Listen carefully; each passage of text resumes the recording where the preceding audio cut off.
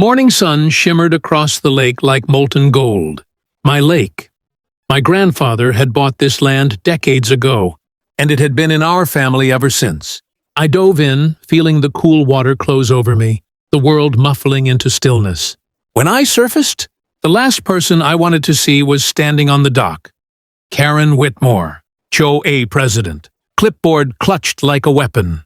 "Mr. Carter," she called sharply, "do you have permission to swim here?" I blinked water from my eyes. "Permission? Karen, I own this property. The lake's in my backyard." Her smile was thin as fishing line. "Actually, the HOA guidelines state that all bodies of water in the subdivision fall under shared jurisdiction. You entered without prior scheduling.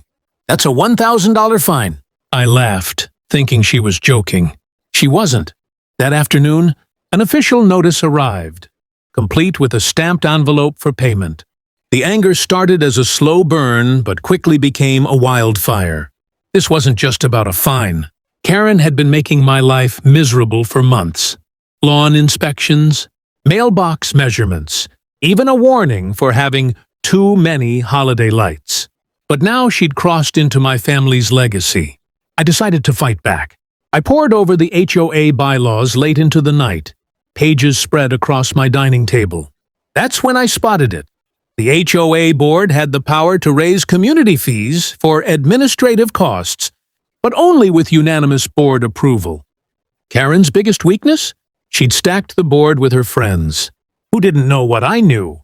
The next week, I invited 3 of the board members to my place for coffee.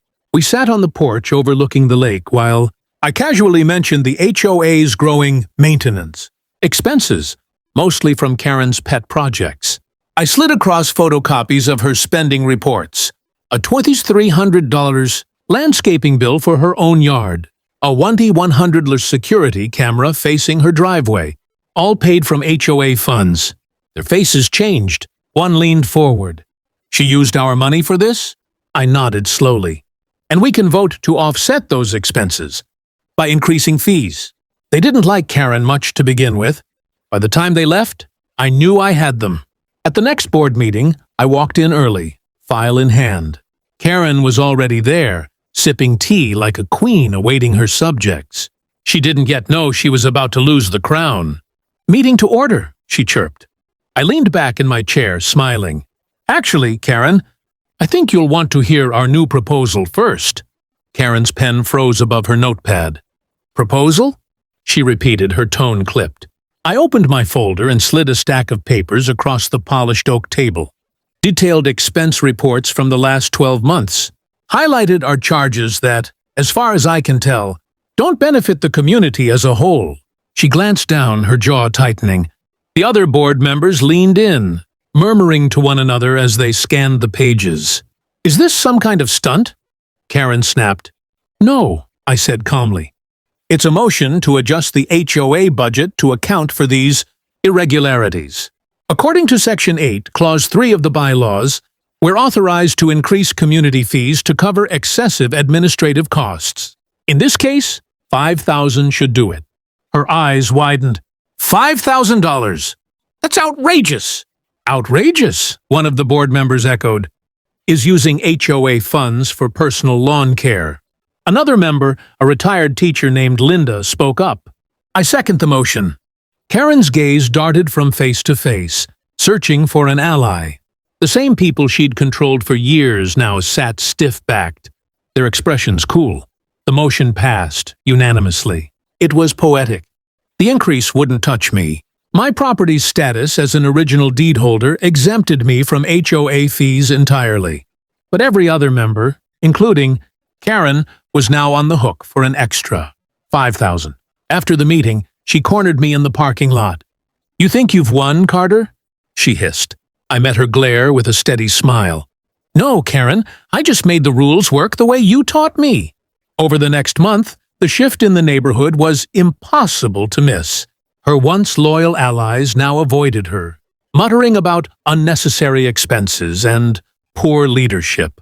The pristine hedges outside her house grew ragged. The new landscaping budget didn't stretch far enough. Meanwhile, I enjoyed quiet swims in the lake without interruption.